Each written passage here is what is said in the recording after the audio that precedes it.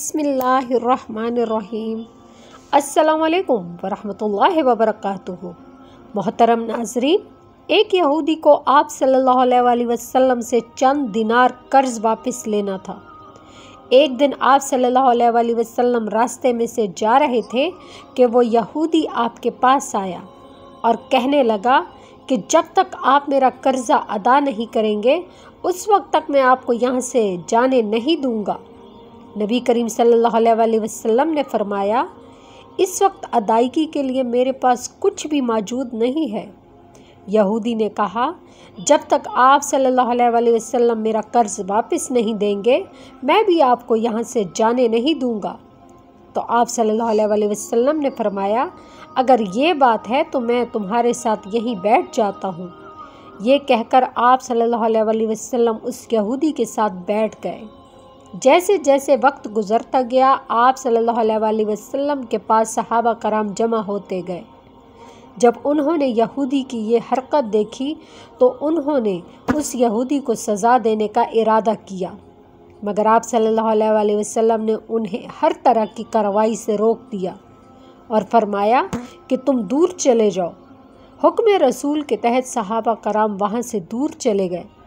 सूरज लम्हा ब लम्हा गर्म हो रहा था और उसकी तपिश आप सल्लल्लाहु अलैहि वसल्लम को अज़ियत पहुंचा रही थी।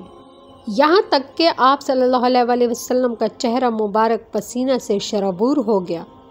इसके बावजूद भी आप सल्लल्लाहु अलैहि वसल्लम ने किसी तरह के गुस्से का इजहार तक ना किया और कोई सख्त जुमला ना कहा।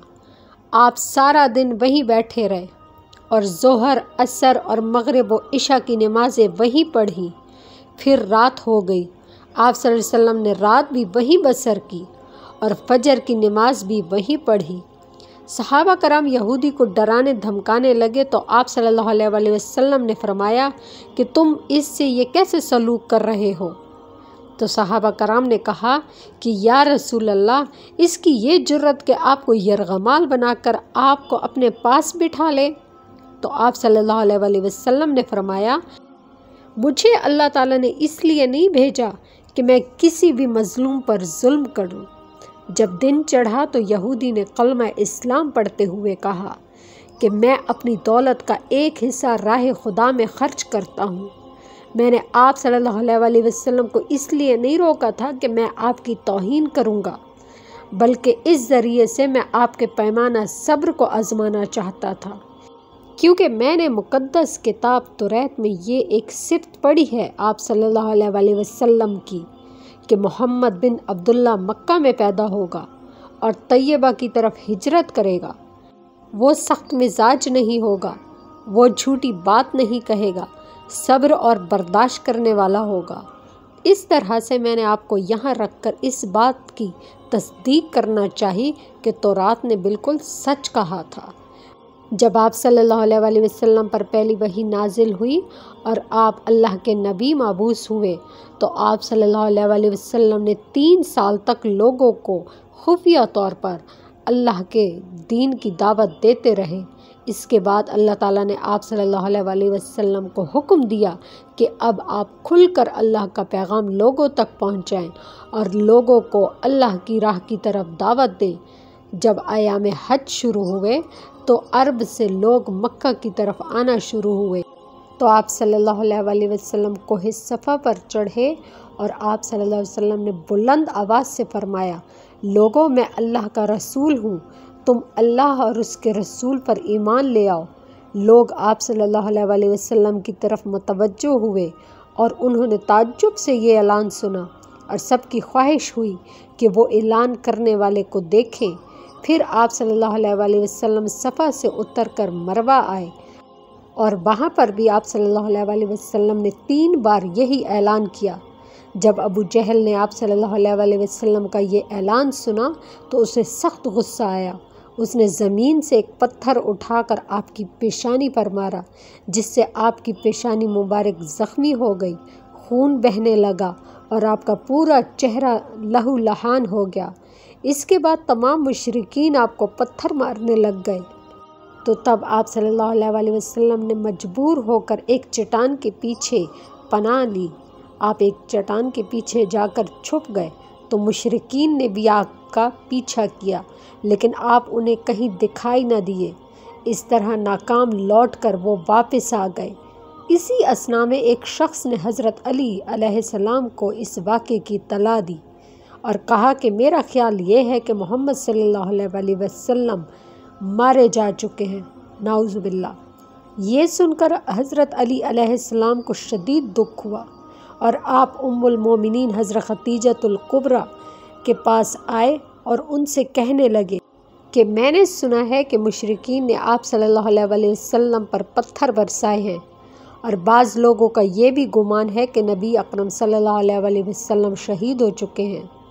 آپ روٹی پانی اٹھائیں اور میرے ساتھ انہیں تلاش کرنے کے لیے چلیں، ممکن ہے کہ ہمیں ان کا کہیں سے نشان مل جائے۔ آپ وادی پر نظر رکھیں اور میں پہاڑ کے دامن میں آپ صلی اللہ علیہ وسلم کو تلاش کرتا رہوں گا۔ آپ روتے ہوئے آگے بڑھے اور آپ کہہ رہے تھے کہ یا رسول اللہ، ہمیں جواب دے، آپ کہاں ہیں؟ آپ کس وادی میں بھوکے پیاسے ہیں؟ آپ نے مجھے اپنے ساتھ اس وقت کیوں نہیں لیا؟ حضرت خدیجہ رو رو کر فریاد کر رہی تھیں، کوئی ہے جو نبی مصطفیٰ کی مجھے خبر دے؟ کیا کسی نے انہیں دیکھا ہے جو مجھے ان کے متعلق بتلائے؟ اس وقت حضرت جبرائیل امین اللہ کے حکم سے آپ صلی اللہ علیہ وسلم کے پاس آئے۔ ان کے پیچھے ملائکہ کی بہت سی صفیں تھیں۔ انہوں نے آپ صلی اللہ علیہ وسلم سے کہا کہ اللہ تعالیٰ نے ہمیں آپ کے فرمان کی تعمیر کے لیے بھیجا ہے۔ اگر آپ چاہیں تو ہم اس قوم کو تباہ کر دیں گے اور ان کا دنیا میں کہیں بھی نام و نشان تک نہیں دکھائی دے گا۔ مگر آپ صلی اللہ علیہ وسلم نے فرمایا کہ میں نبی رحمت بنا کر بھیجا گیا ہوں، میں عذاب و انتقام کا حامی نہیں ہوں۔